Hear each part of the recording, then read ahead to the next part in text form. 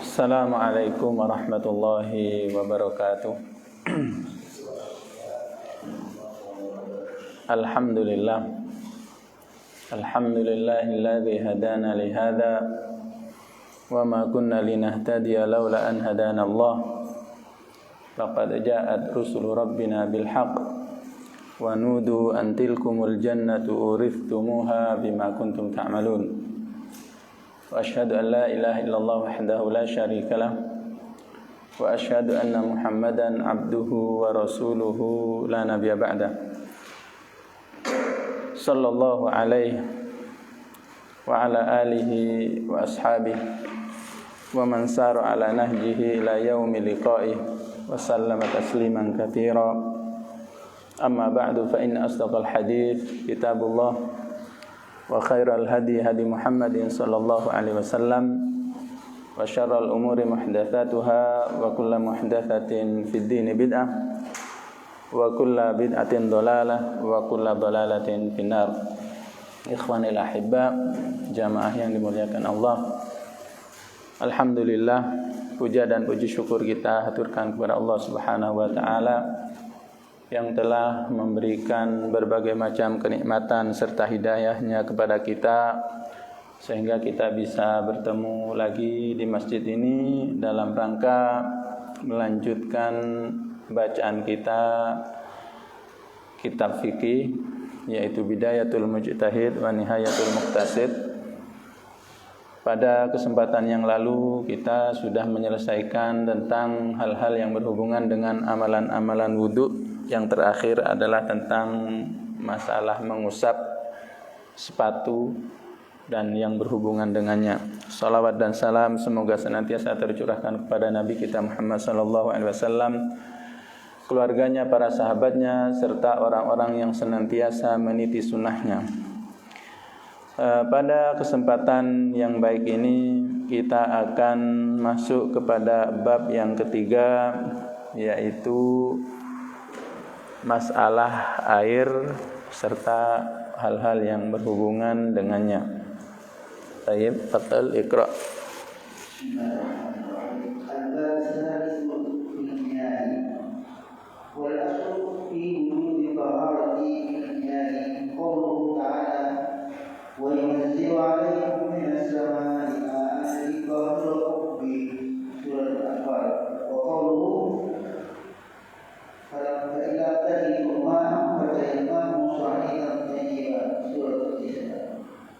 Nah,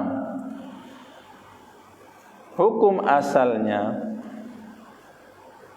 atau dasar yang paling utama dalam kewajiban bersuci dengan air itu adalah firman Allah Subhanahu wa taala yang artinya, dan Allah Subhanahu wa taala menurunkan atas kalian dari langit air liyutahhirakum bih. Tujuannya adalah untuk mensucikan kalian dengan air tersebut.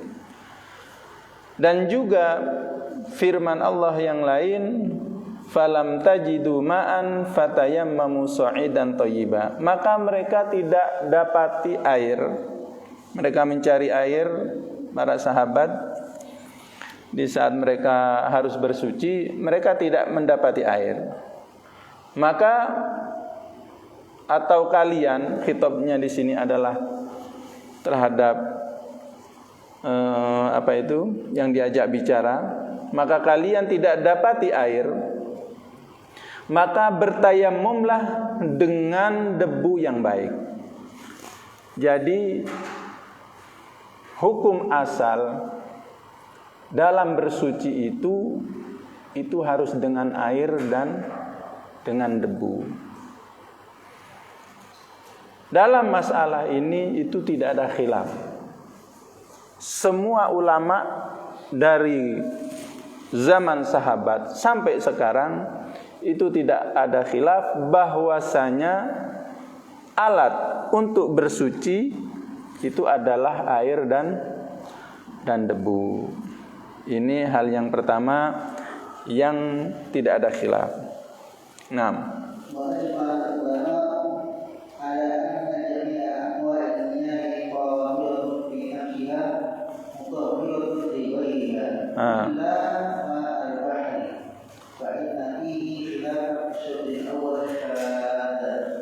Nah, yang kedua, para ulama itu sudah sepakat, sudah ijma bahwasanya seluruh macam-macam air itu hukumnya suci.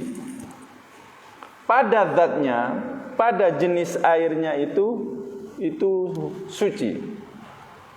Dan juga di samping suci memiliki sifat mensucikan. Mensucikan benda-benda lain. Jadi kalau kita ingin mensucikan benda apa, ya memakai dengan air tersebut. Kecuali air laut.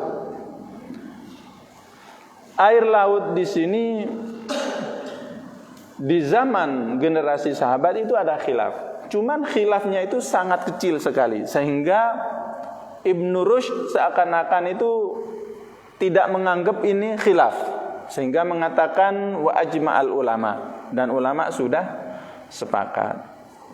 Dalam masalah air laut itu ada khilaf pada generasi pertama, namun itu sangat kecil sekali, sangat minim sekali. 6.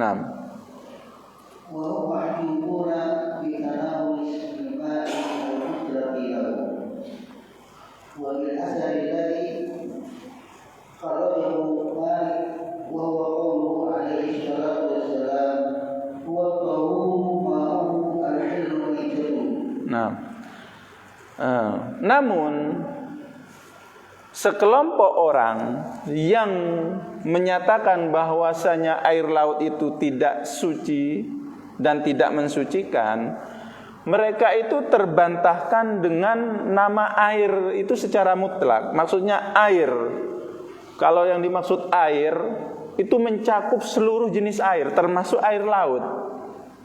Itu satu. Itu sudah terbantahkan dengan nama air. Karena termasuk air laut itu juga bagian dari macam air. Yang kedua, mereka terbantahkan dengan hadis yang dikeluarkan oleh Imam Malik di dalam kitab Muwatta'nya. Namun hadis ini juga dikeluarkan oleh ashabus sunan yang lain seperti Imam At-Tirmidzi, Imam An-Nasa'i, Imam Ibnu Majah dan yang lainnya, yaitu sabda Rasulullah sallallahu alaihi wasallam yang artinya dia itu suci airnya. Di saat membahas tentang laut, Rasulullah mengatakan dia itu suci airnya dan halal bangkainya. Bangkai atau hewan-hewan yang mati di laut dari jenis ikan dan yang semisalnya, kalau kita dapati, maka kita tidak perlu ragu bahwasanya seandainya kita suka dengan jenis ikan tersebut, kita ambil, kita makan, itu tidak masalah. Karena bangkai laut itu hukumnya adalah halal, dan hadis ini adalah hadis yang sahih.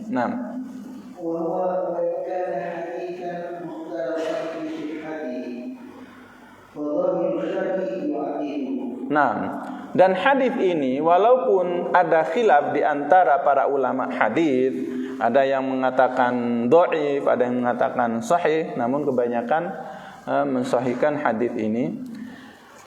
Namun secara zahir hukum syara itu menguatkan pendapat ini. Maksudnya bahwasanya air laut itu adalah suci dan bisa mensucikan. Jadi ini adalah permasalahan yang kedua, bahwasanya ijma para ulama air laut itu hukumnya suci dan mensucikan.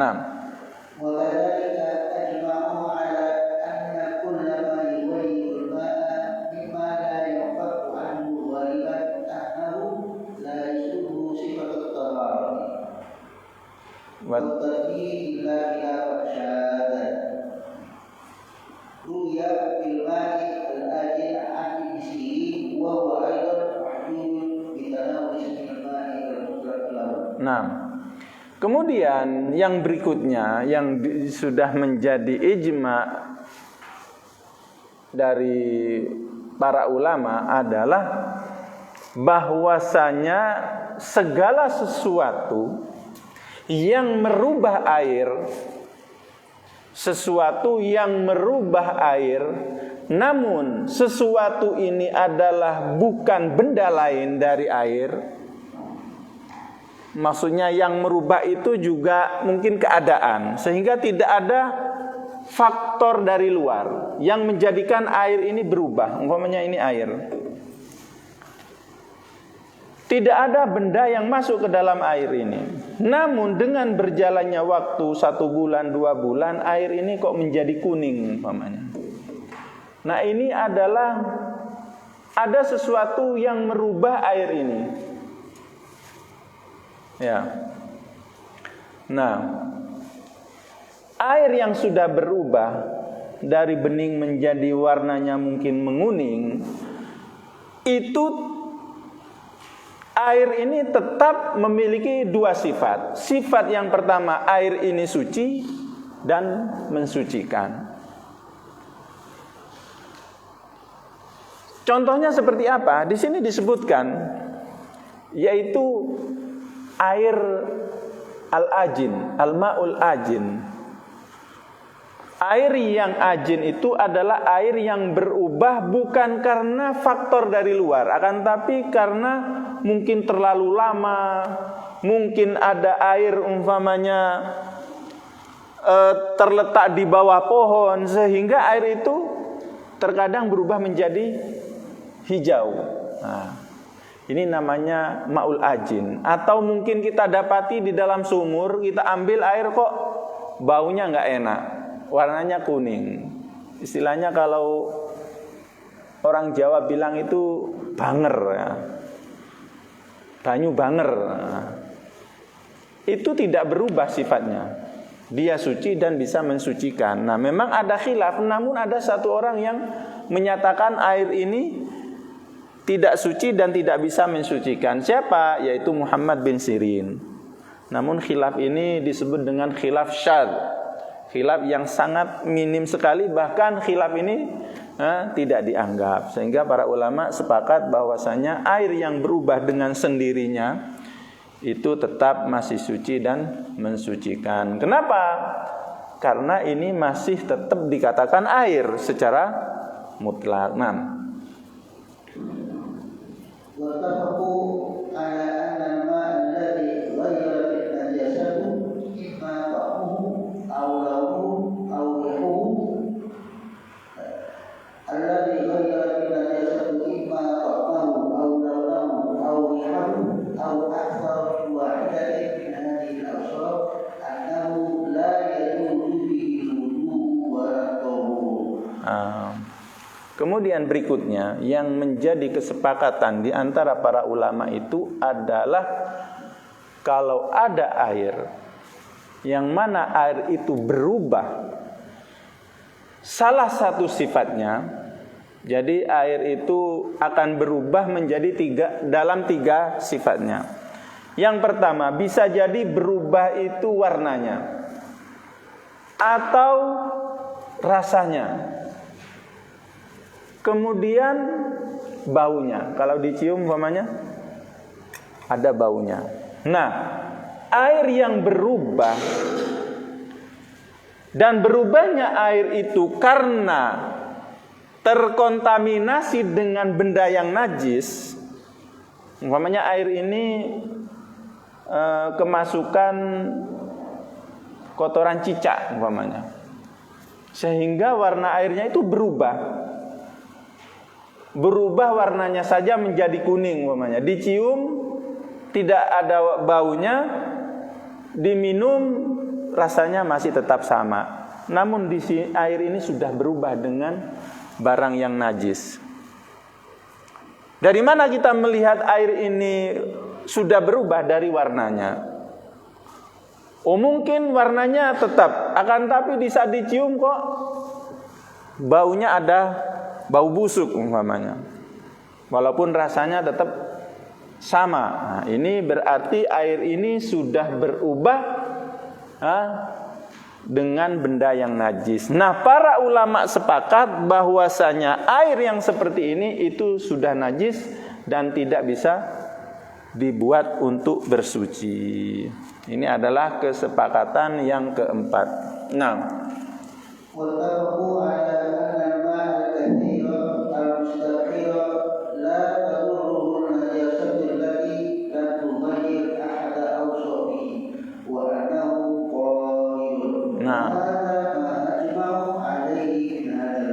kemudian kesepakatan yang kelima atau yang terakhir yang disebutkan di sini adalah air yang banyak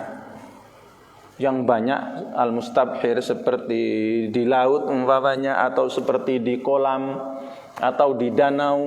Nah, yang mana air ini tidak terpengaruh walaupun terkontaminasi benda yang najis, maksudnya air itu tidak berubah warnanya, tidak berubah rasanya, kemudian baunya juga tidak berubah. Nah, maka para ulama sepakat bahwasanya air yang banyak seperti ini itu suci dan mensucikan, walaupun di situ ada sesuatu yang masuk dari barang yang najis. Umpamanya ada danau, di situ ada bangkai sapi atau tetap airnya itu dihukumi dengan air yang suci dan bisa mensucikan, dan ini tidak ada khilaf di antara para ulama. Nah, jadi ada 5 hal yang disepakati oleh para ulama. Baik, ada seandainya gini. Kalau kan tadi yang pertama adalah alat untuk bersuci itu atau menghilangkan najis itu adalah 2 hal, air dan debu. Seandainya najis itu bisa dihilangkan dengan benda lain selain dari air dan debu, bagaimana hukumnya? Bisa enggak barang yang najis itu disucikan dengan selain air dan debu? Contohnya seperti apa? Di zaman sekarang umpamanya ada istilahnya laundry membersihkan dengan sistem kering itu. Ya? Dry bagaimana hukumnya itu? Seandainya antum punya jas yang tebal, umpamanya gitu, ternyata kena kencing anak umpamanya. Nah, ini kalau dicuci dengan air umpamanya, memang hukum asalnya harus dengan air.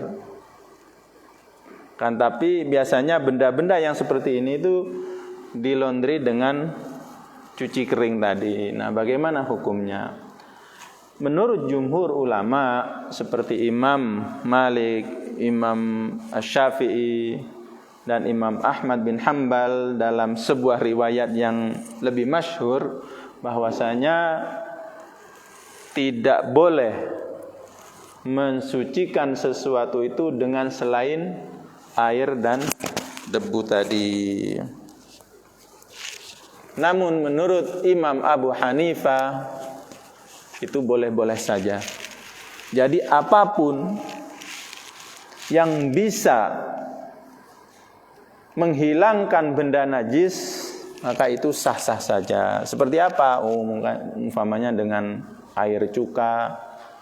Mungkin kita dapati bensin, kita tidak dapat air, namun kita hanya punya bensin. Atau mungkin dengan air jus atau apa. Menurut Imam Abu Hanifah, apapun yang bisa menghilangkan benda najis itu boleh-boleh saja. Dan pendapat yang kedua ini adalah pendapat yang dikuatkan oleh Syekhul Islam Ibnu Taimiyah dan sebagian ulama yang lainnya. Termasuk sebagian ulama-ulama mazhab Hambali kontemporer seperti Syekh bin Baz dan yang lainnya itu menguatkan pendapat yang kedua ini, apalagi dilihat secara dalil akli dan dalil nakli dari hadis. Sebuah hadis ada seperti hadis yang diriwayatkan oleh Imam Abu Dawud yang mana Rasulullah mengatakan idza jaa ahadukum ilal masjid falyanzur. Apabila salah satu kalian itu datang kepada masjid, maka hendaknya dilihat fa in ra'a fi na'laihi qadharon aw adza. Seandainya dia melihat di kedua sandalnya itu ada kotoran atau sesuatu yang najis, maka hendaknya ia mengusapnya.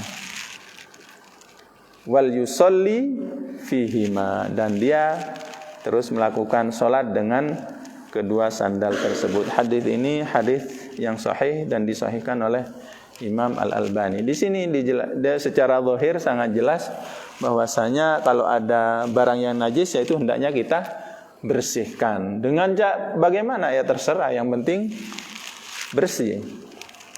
Nah, ini hanya sekedar tambahan dari bab masalah air ini.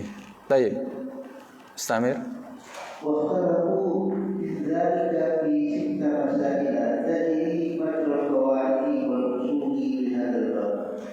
Kemudian para ulama itu dalam masalah air ini mereka berbeda pendapat, terjadi perbedaan pendapat dalam 6 masalah yang mana permasalahan ini tentunya akan berjalan sesuai dengan kaidah-kaidah dan pokok-pokok dalam bab ini. 6.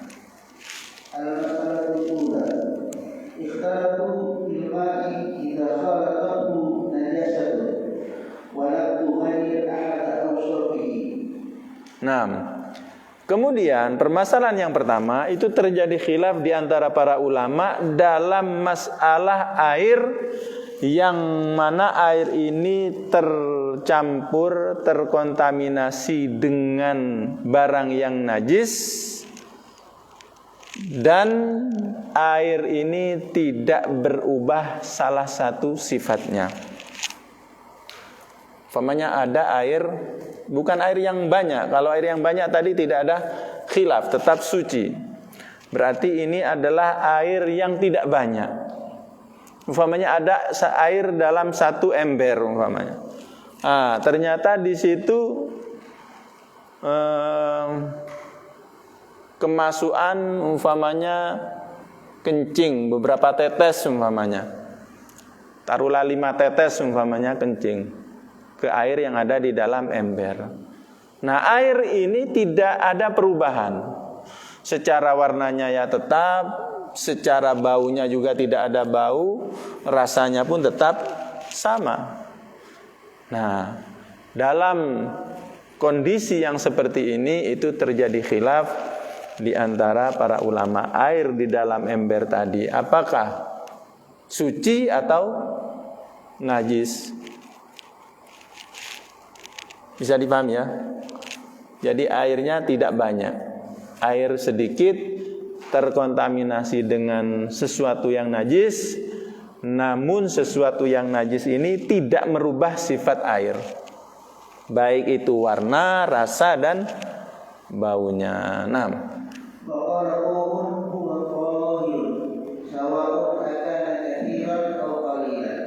Sebuah kelompok ulama mengatakan bahwasanya air tadi itu tetap hukumnya suci, baik air tadi itu banyak ataupun sedikit. Ini adalah pendapat yang seperti ini adalah sebuah riwayat dari Imam Malik. Salah satu riwayat dari Imam Malik menyatakan seperti itu, bahwasanya air tadi itu suci. Kemudian ini juga pendapatnya ulama-ulama ahli zahir. Ahli zahir itu seperti Dawud al-Zahiri dan muridnya Ibnu Hazm.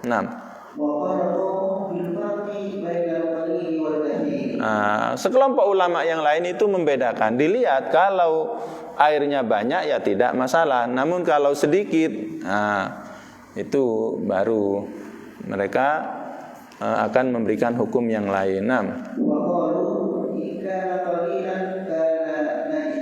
Seandainya airnya itu sedikit, maka tadi itu hukumnya najis. Ini ada sekelompok di antaranya Imam Asy-Syafi'i dan Imam Abu Hanifah bahwasanya air yang sedikit yang terkontaminasi barang najis maka itu adalah najis, tidak bisa dipakai walaupun sifat-sifat airnya itu masih tetap. Kalau seandainya banyak tentu tidak najis.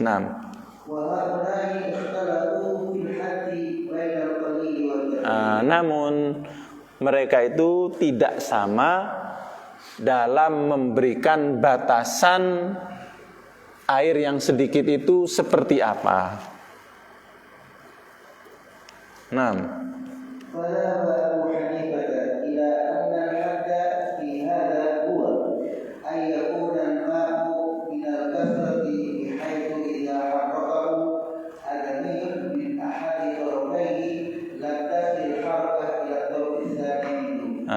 Ini menurut pendapatnya Imam Abu Hanifah memberikan pengertian air yang banyak itu seperti apa. Air yang banyak itu kata Imam Abu Hanifah, kalau ada seseorang menggerakkan air di sini, umpamanya di sini digerakkan, ternyata yang di ujung sana itu tidak ikut bergerak, berarti air ini banyak. Kalau air ini digerakkan di sini, kemudian di ujung sana itu ikut gerak, berarti itu sedikit.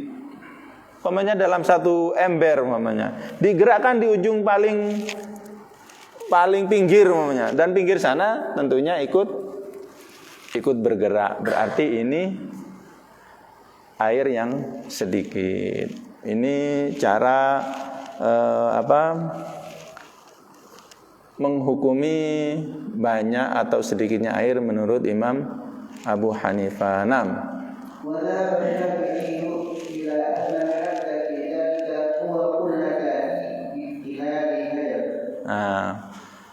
Menurut Imam Asy-Syafi'i, batasan yang paling sedikit maksudnya air yang umpamanya air banyak yang tidak terpengaruh seandainya terkontaminasi benda yang najis itu tidak pengaruh, tetap dihukumi suci. Itu seperti apa?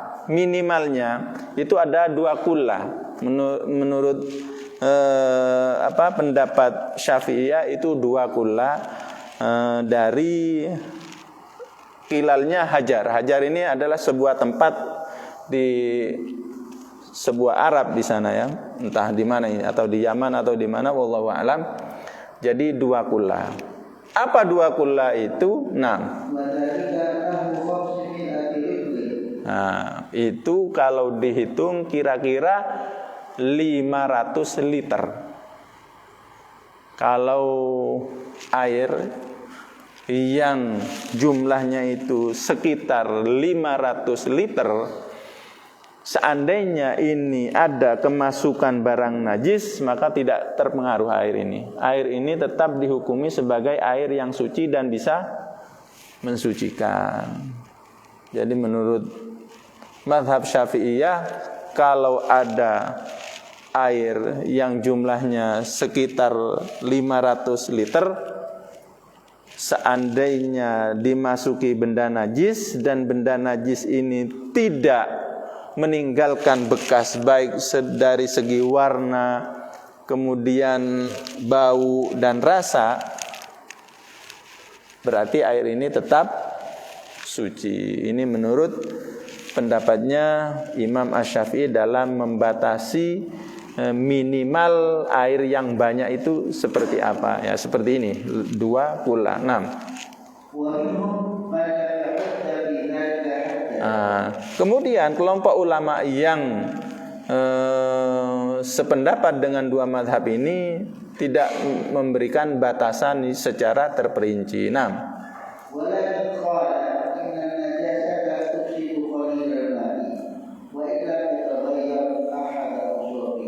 Namun mereka tetap memiliki kaidah secara umum, yaitu bahwasanya benda yang najis itu akan merusak air yang sedikit, walaupun air tersebut atau sesuatu yang najis itu tidak merubah salah satu sifat air. 6. Dan ini juga termasuk riwayat dari Imam Malik. Jadi Imam Malik itu diriwayatkan ada yang riwayat yang mengatakan bahwasanya air yang sedikit tadi tetap suci, namun ada riwayat lain bahwasanya air itu adalah menjadi najis. 6.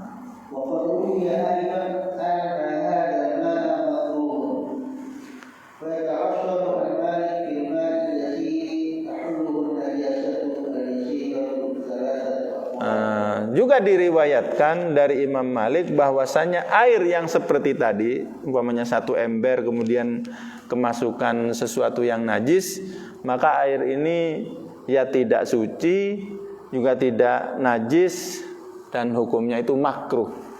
Lebih baik tidak dipakai. Jadi ada 3 riwayat dari Imam Malik dalam air yang sedikit yang kejatuhan benda najis, namun benda najis ini juga ringan sehingga tidak merubah warna, tidak merubah baunya dan rasa.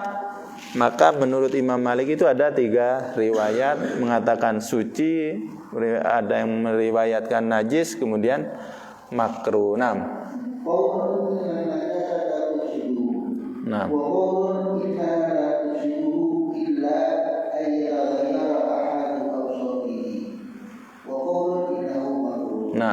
Itu sudah kita jelaskan. 6. Lanjut.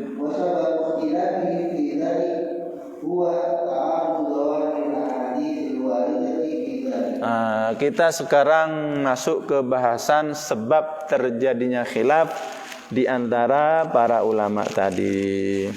Apa yang menjadikan mereka itu tidak sependapat? Kok berbeda-beda dalam mensikapi air yang sedikit, yang kejatuhan benda najis yang sedikit pula?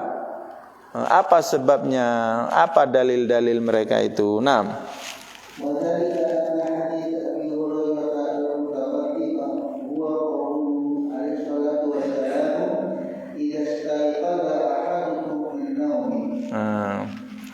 Ini tentu sebab terjadinya khilaf di antara mereka itu karena banyak hadis-hadis yang sampai kepada mereka.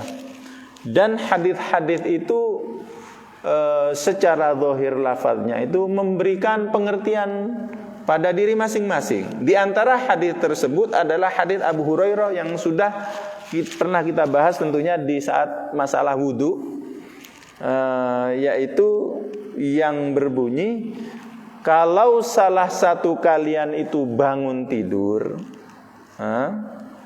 maka hendaknya jangan langsung memasukkan kedua tangannya ke dalam bejana air, kan gitu. Kan ada hadisnya.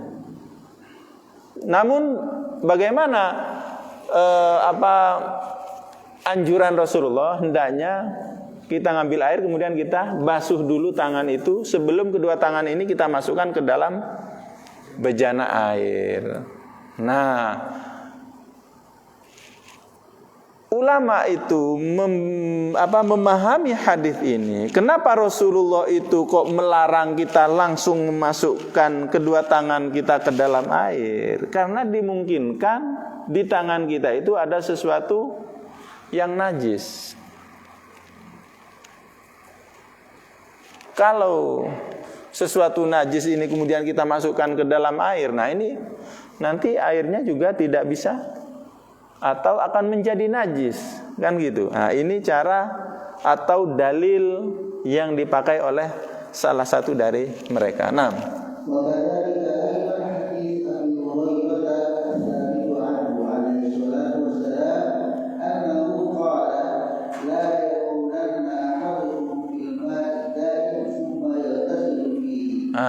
Kemudian hadis Abu Hurairah yang lain yang sahih, yang mana Rasulullah Shallallahu Alaihi Wasallam bersabda, janganlah sekali-kali salah satu kalian itu kencing di air yang diam, kemudian mandi di situ.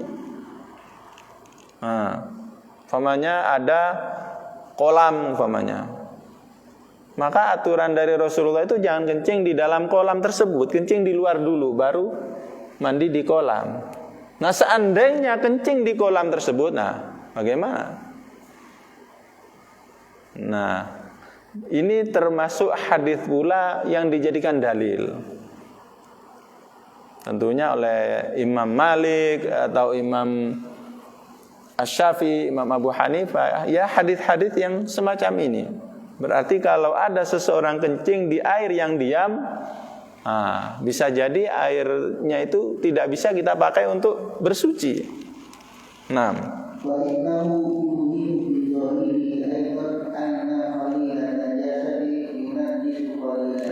sehingga zahir dari kedua hadis ini memberikan pemahaman kepada kita bahwasanya sedikitnya barang yang najis seperti kencing tadi itu sedikit dibandingkan dengan air tadi. Nah, dan air tadi pun juga sedikit. Umpamanya cuma satu kolam dan tidak mengalir kemudian kita kencing, itu kan airnya juga sedikit. Nah, sehingga dua hadis tadi itu memberikan pemahaman kepada kita bahwasanya sedikitnya najis itu berpengaruh terhadap kondisi air yang sedikit tadi. Maksudnya merubah menjadi najis. 6.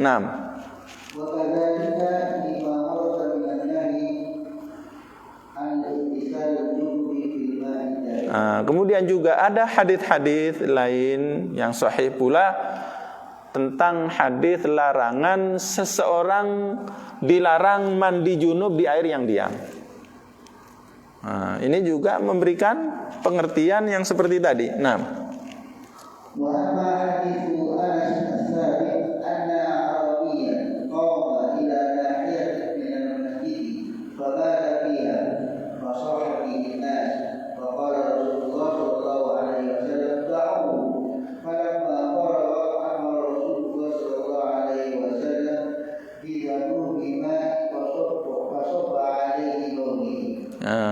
Kemudian hadis yang lain, yaitu hadis Anas yang sahih. Apa hadis Anas? Hadis Anas ini menceritakan bahwasanya pernah terjadi ada seorang Arabi itu datang masuk ke masjid, kemudian dia kencing di pojokan masjid. Maka para sahabat melihat seperti itu kaget, bahkan mengangkat suara. Saking kagetnya melihat kejadian yang unik tadi. Maksudnya mengangkat suara untuk membentak atau apa istilahnya gegeri ya, memarahi Arabi tadi. Namun Rasulullah biarkan, jangan diganggu, biarkan dia kencing selesai. Kemudian setelah selesai Rasulullah meminta para sahabat untuk mengambil satu ember air. Kemudian satu ember air tersebut disiramkan ke tempat Arabi tadi yang kencing. Nah, ini ada hadis yang memberikan pengertian berbeda dari 3 hadis yang tadi. Pengertian gimana? Nah, ini ada sedikit najis, ini ada sedikit air. Kemudian ini dituangkan dan ini bisa mensucikan gitu. Jadi najisnya itu bisa hilang. Nah, ini tentunya hadis yang seperti ini dijadikan landasan bahwasanya air yang sedikit, yang kemasukan najis yang sedikit pula itu tetap suci. Termasuk hadis ini yang dijadikan dalil. Nah,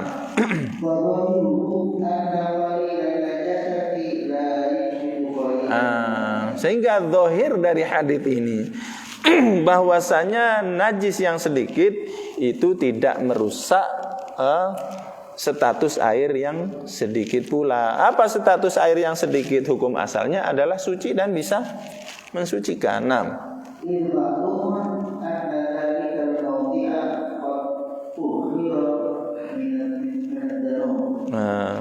Kenapa? Karena sudah diketahui bahwasanya tempat yang dikencingi oleh A'rabi tadi itu sudah suci dengan disiramnya hanya dengan seember air.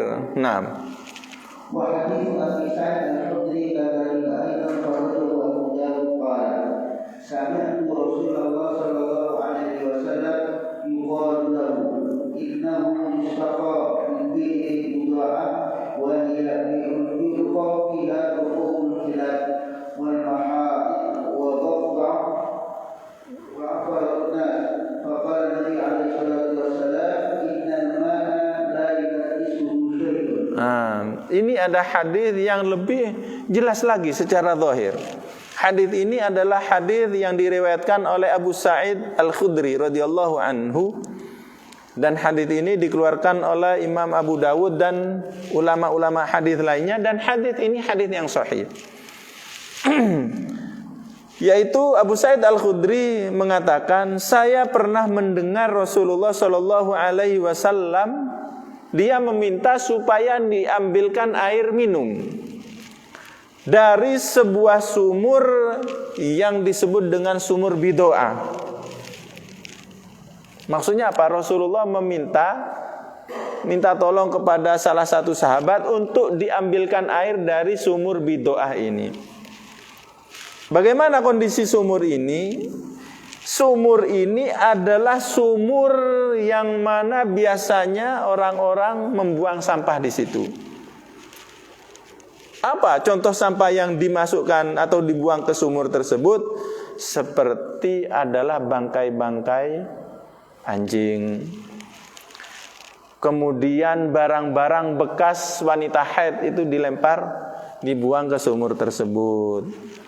Bahkan kotoran manusia juga dibuang di situ. Nah, di saat Rasulullah diberitahu kondisi yang seperti ini, apa jawaban Rasulullah? Sesungguhnya air itu tidak bisa dijadikan najis oleh apapun. Maksudnya air di dalam sumur tersebut tetap suci, tidak bisa dijadikan najis oleh apapun. Nah, wadan ya, fadhal.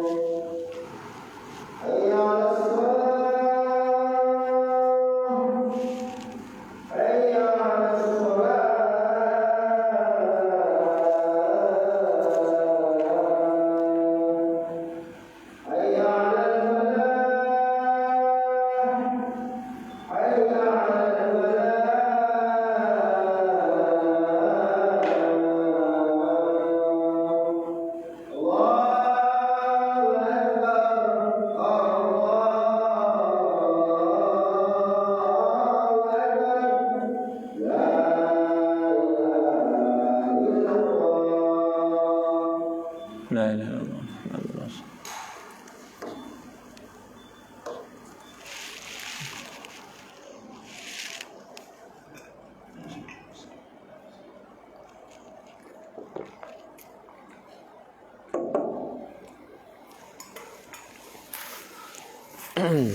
Baik, dilanjut ya. Ini masih panjang bahasanya.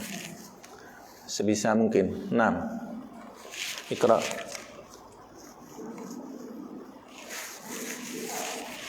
Wa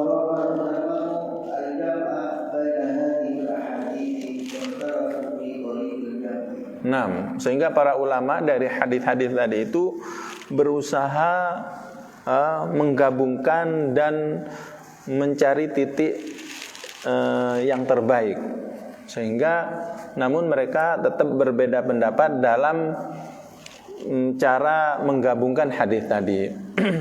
Nah,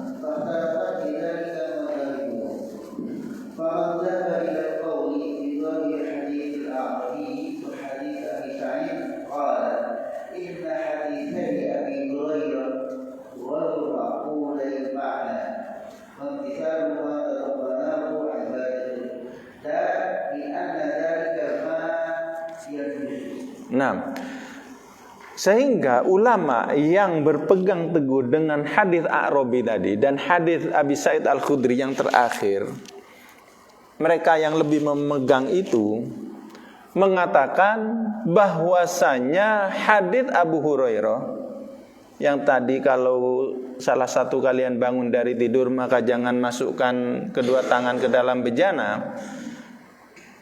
Kemudian hadis Abu Hurairah yang lainnya yang tidak boleh kencing di air yang diam. Apa kata ulama yang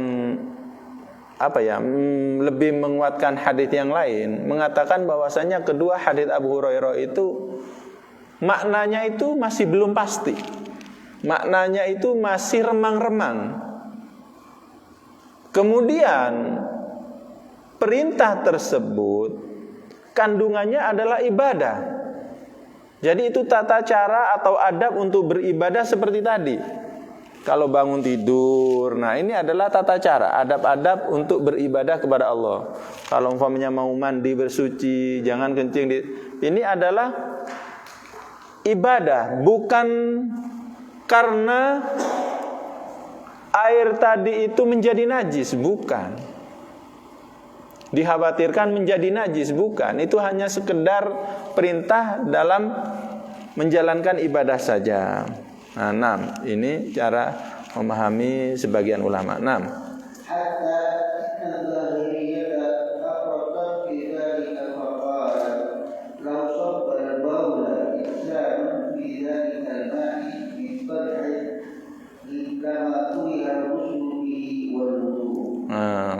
Bahkan ulama-ulama Zahiriyah yang mengatakan bahwasanya air sedikit yang kemasukan barang najis itu dihukumi tetap suci, sampai mereka itu lebih berani lagi memunculkan sebuah hukum dengan mengatakan seandainya ada seseorang kemudian sengaja memasukkan barang najis ke sebuah bejana atau ke sebuah ember, maka air tadi itu tetap suci dan bisa dipakai untuk bersuci. Sampai seperti itu. 6.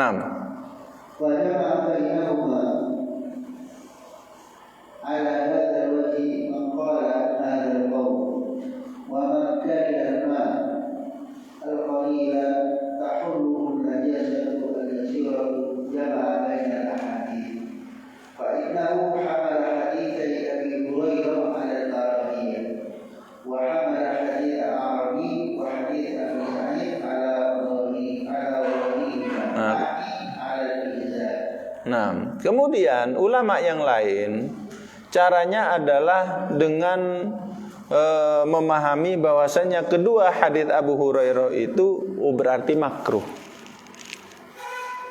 Makruh kalau kita bangun dari tidur kemudian langsung memasukkan kedua tangan ke dalam bejana kemudian kita berwudu di situ, itu hukumnya makruh. Tidak menjadikan air itu najis dan sebagainya. Tetap yang dijadikan yang dijadikan pegangan adalah hadits Abu Sa'id Al-Khudri dan hadits A'rabi tadi. Ini termasuk salah satu cara yang dipakai oleh Imam Malik tentunya. Karena Imam Malik itu ada 3 hukum, mengatakan suci, kemudian mengatakan najis, kemudian mengatakan makruh. Nah, yang memakruhkan pendapat dari Imam Malik ya cara pandangnya seperti ini. Namun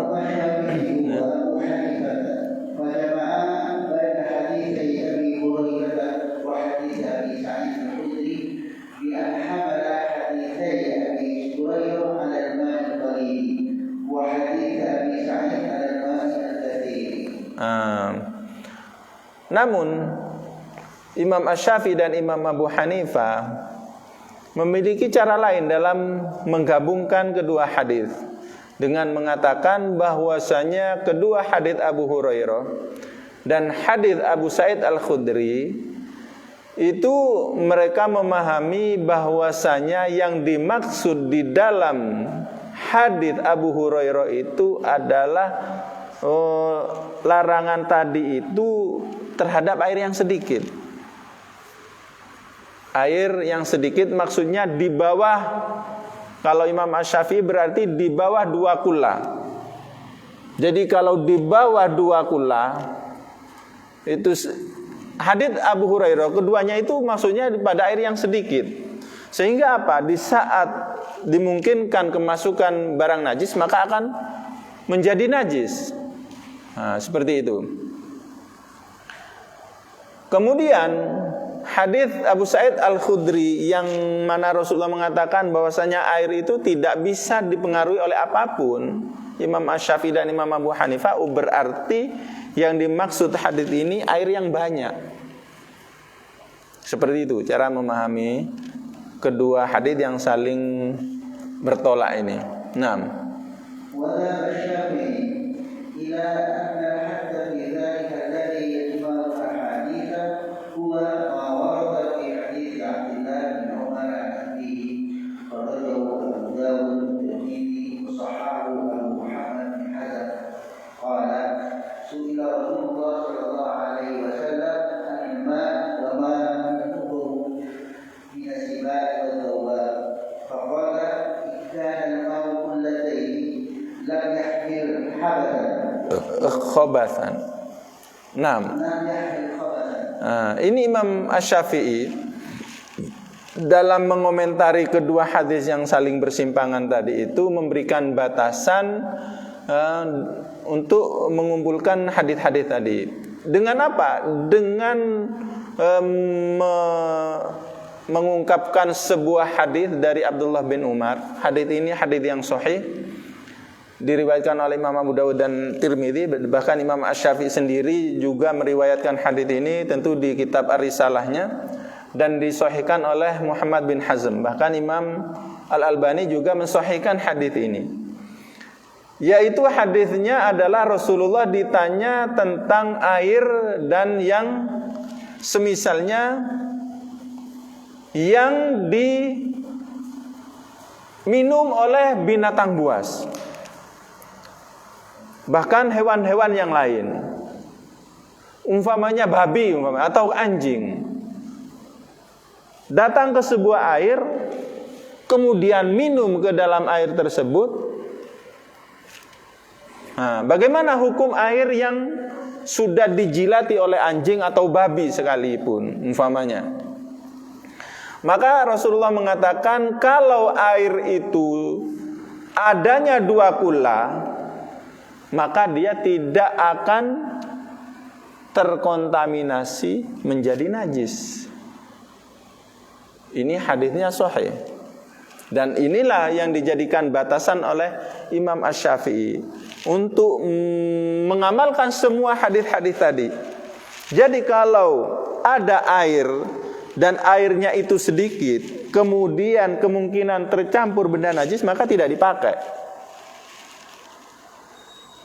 Tapi kalau airnya itu sudah 2 kula yang sekitar 500 liter, walaupun itu kemasukan benda najis yang tidak merubah sifat-sifat airnya, maka tetap air ini suci. Seperti di dalam hadis Abu Sa'id Al-Khudri, bisa jadi kenapa Rasulullah tidak menajiskan air di sumur tadi? Bisa jadi air sumurnya itu banyak lebih dari 2 kula. Nah, sedangkan di dalam hadis-hadis Abu Hurairah yang dilarang seseorang untuk memasukkan kedua tangan ke air, nah itu dimungkinkan airnya itu sedikit, kurang dari 500 liter. Nah, ini cara penggabungan Imam Syafi'i dan kayaknya ini yang cara yang terbaik karena berdasarkan hadis yang lain. Nah,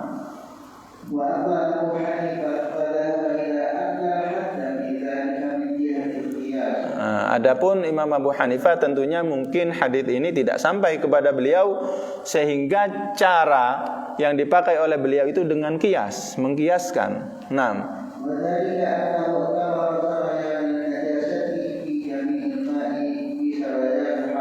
Sehingga yang dipakai oleh Imam Abu Hanifah itu logika. Jadi logikanya seperti apa? Air yang sedikit tadi umpamanya tercampur benda najis, kemudian terjatuh umpamanya di pinggir sini, kemudian yang ujung sana ikut tergerak, berarti najis ini sudah merayap ke seluruh air tadi, sehingga air ini sudah dihukumi menjadi najis. Tapi kalau air tadi digerakkan di ujung sini, kemudian ujung sebelah sana tidak ikut bergerak, berarti benda yang najis ini tidak sampai merasuki seluruh air. Berarti air tadi tetap masih dihukumi suci.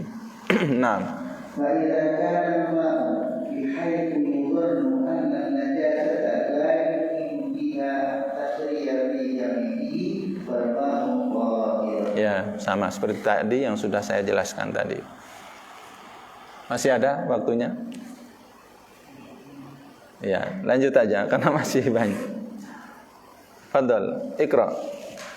Lakin man dhahaba hadain madhhabaini fa hadithul a'rabi al-mashhur mu'aridun lahu wa la budda. Wa dhalika laja'a syafi'iyyah ila anna ila afarraqat baina wurudil ma'i 'ala najasati wa wurudiha 'ala al-ma'i. Fa qalu in warada 'alayha al-ma'u kama fi hadithil a'rabi lam yanjus.